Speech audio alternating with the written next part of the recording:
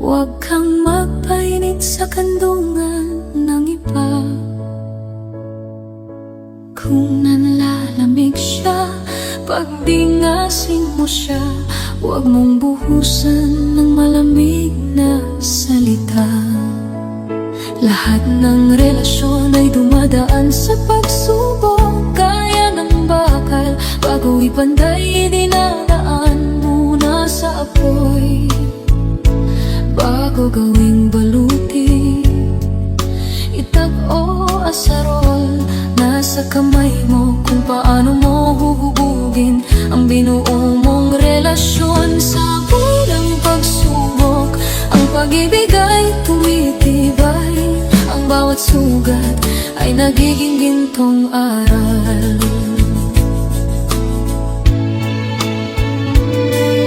Kapag ang puso ay nagising, ang pag-ibig ay kusang mararamdaman ng hindi inaasahan.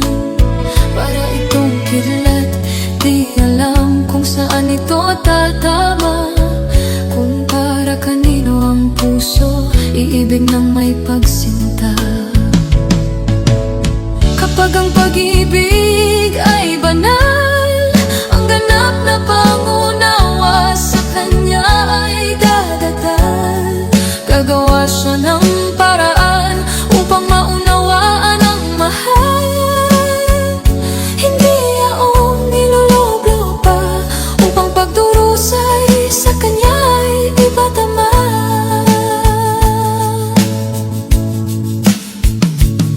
Kung ang apoy ay tila nagbabaga, huwag kang sumuko, hawakan ang pag-asa. Ang pag-ibig na tapat, kailanman ay di magmamaliw. Sa bawat luha, may ngiti na muling babalik. Lahat ng relasyon ay dumadaan sa pagsubok. Kaya ng bakal, bago ipanday, dinadaan muna sa apoy.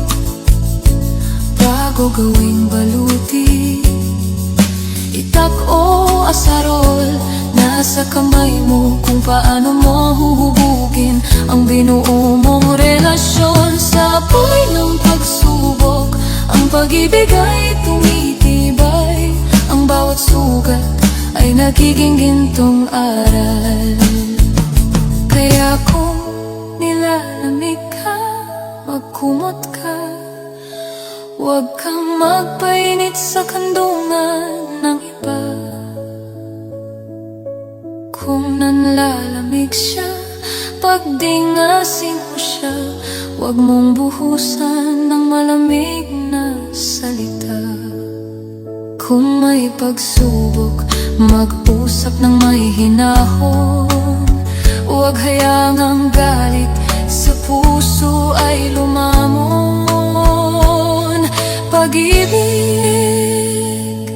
Pag-ibig sa kanya ang gawing tagapamagitan. At sa amang banal, sa kanya'y magdasal. Walang pagsubok na hindi masusolusyonan. Buksan lamang ang mata ng pangunawa. Ang bawat sugat ay may kwento ng paglaban. Huwag hayaan